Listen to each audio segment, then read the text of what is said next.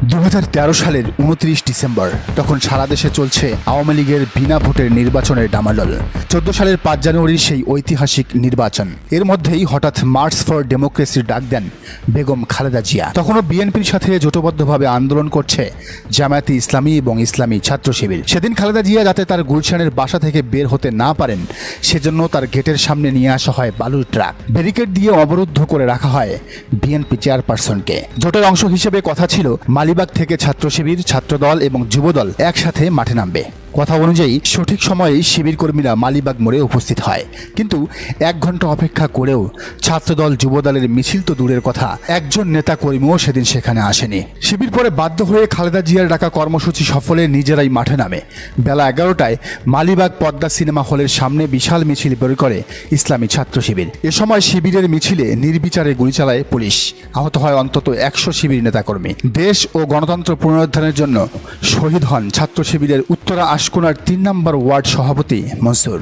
এই মনসুরই হলেন গণতন্ত্র পদযাত্রার প্রথম এবং একমাত্র শহীদ। শাহাদাতের খবর পেয়ে মনসুরের পরিবারের সদস্যরা হাসপাতালে ছুটে যান।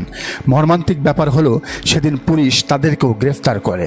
এর 3 দিন পর বাড্ডার আফতাবনগর থেকে আহত এবং অচেতন অবস্থায় উদ্ধার করা হয় গুলশান থানার ওয়ার্ড সভাপতি আতিকুর রহমানকে, যার শরীরে সব জায়গায় আগুনের সেক দেওয়া হয় এবং এত বেশি নির্যাতন করা হয় যে এখনও তিনি স্বাভাবিক জীবনযাপনে ফিরতে পারেননি। সেদিনের সেই ঘটনার স্মৃতিচারণ করেছেন অনেকেই। শিবির নেতা মাইনুল ইসলাম মাসুম লিখেছেন, ওই দিন আমি মোহাম্মদপুর থেকে নীলক্ষেত হয়ে হেঁটে হেঁটে মতিঝিল শাপলা চত্বরের পাশে বাংলাদেশ ব্যাংকের সামনের গলি দিয়ে কমলাপুর হয়ে মালিবাগে যাই। আমার পাশের দুজনকে পুলিশ গ্রেফতার করে। উত্তপ্ত কয়লার উপর দাঁড়িয়ে থাকার মতো সেদিন আমরা ঝুঁকি নিয়ে সেখানে অপেক্ষা করি। আমাদের চারপাশে পুলিশ আর লীগের গুন্ডারা অবস্থান করছিল, অথচ তাদের দলের মানে বিএনপির লোকজন কেউ সেদিন বের হয়নি। সাইফুল ইসলাম লিখেছেন, ওই দিন আমাদের স্পট ছিল শহীদ মনসুর ভাইদের স্পটের ঠিক পাশের স্পট। আমরা খুলনা থেকে একসাথে যারা গিয়েছিলাম তাদের মধ্যে 2টা গ্রুপে ভাগ হয়ে আমাদের একটা গ্রুপের থাকার ব্যবস্থা হয়েছিল শহীদ হাফেজ মনসুর ভাইয়ের মেসে। অন্য গ্রুপ অবস্থান করছিল পাশেই ওখানকার এক সাথী ভাইয়ের বাড়িতে। মনসুর ভাই শহীদ হওয়ার পর আমাদের ভাইয়েরা সেখানে আর থাকতে পারেনি। পরবর্তীতে তারা আমাদের সাথে চলে আসে। শহীদ মনসুর ভাইয়ের পোস্ট যখন সামনে আসে তখনই আফসোস হয়, মনসুর ভাইয়ের সান্নিধ্য পাওয়ার সুযোগ পেয়েও কাজে লাগাতে পারেনি। আমাদের মধ্যে যারা মনসুর ভাইয়ের মেচে ছিল তাদের কাছে শুনেছি মনসুর ভাই কতটা অমায়িক ছিল। শহীদরা বুঝি এমনই হয়। মোহাম্মদ কাউসার উদ্দিন লিখেছেন, আমরা খালেদা জিয়ার বাসভবনের কাছাকাছি ছিলাম। ওই দিন বিএনপি নেতা মির্জা ফখরুল ইসলাম আলমগীর অথবা গয়েশ্বর সাহেব আসবেন, তারা হুকুম দিবেন বালুর ট্রাক ভেঙে ছিন্ন ভিন্ন করে ম্যাডামকে মুক্ত করা হবে, কিন্তু তারা কেউ আসেননি। 3:30 বাজে জামায়াতের নেতৃবৃন্দ সবাইকে বললেন যে যার মতো ফিরে যান।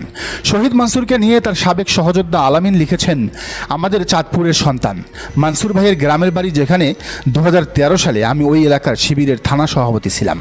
ঢাকা থেকে আমার কাছেই ফোন যায় যে আমাদের প্রিয় কলিজার মনসুর আহমেদ শাহাদাতের অমীয় সুধা পান করেছেন। আল্লাহ তাআলা প্রিয় মনসুর ভাইয়ের শাহাদাত কবুল করেন, জান্নাতুল ফেরদৌসের উচ্চ মাকাম নসিব করেন, পরিবার পরিজনের উপর রহম করেন। আল্লাহ তাআলা তার রক্তের বিনিময়ে বাংলাদেশের কোরআনের রাজ কায়েম করে দিন। সেদিন সারা ঢাকায় বিএনপিকে একসাথে করার দায়িত্ব ছিল মির্জা আব্বাসের উপর। জামাত শিবিরের ছেলেরা জীবন দিলেও ছাত্রদল যুবদল মাঠে না নামায় আব্বাস সাহেবের ব্যাপারে নানানজন নানা কথা বলতে থাকেন। অনেকে এক্ষেত্রে আব্বাস সাহেবের মালিকানাধীন ঢাকা ব্যাংকের বিষয়টিও সামনে আনেন। সেদিন মির্জা আব্বাসরা টাকার বিনিময়ে আওয়ামী লীগের সাথে আতাত করে রাস্তায় বের হয়নি, অথচ খালেদা জিয়াকে রক্ষার জন্য প্রাণ দিয়েছিল শিবিরের কর্মীরাই। কিন্তু আজ তারা বড় বড় কথা বলে। শিবিরকে গুপ্ত সংগঠন বলে গালি দেয়া ছাত্রদল তখন ছাত্রদলের লুঙ্গির তলে লুকিয়েছিল। আজকে রমিন ফারহানা, জাহেদ টাকেরা তখন রাসলীলায় ব্যস্ত ছিল। বিএনপির বড় বড় নেতারা আওয়ামী লীগের টাকার লোভে দল ও বিবেক বিক্রি করে দিয়েছিল, যে কারণে তখন যুগপৎ আন্দোলন সফল হয়নি। হরতাল ডেকে জামাত শিবিরের কর্মীদের মাঠে নামিয়ে বিএনপি নিজেরা শাড়ি চুড়ি পরে ঘরে বসে থাকতো।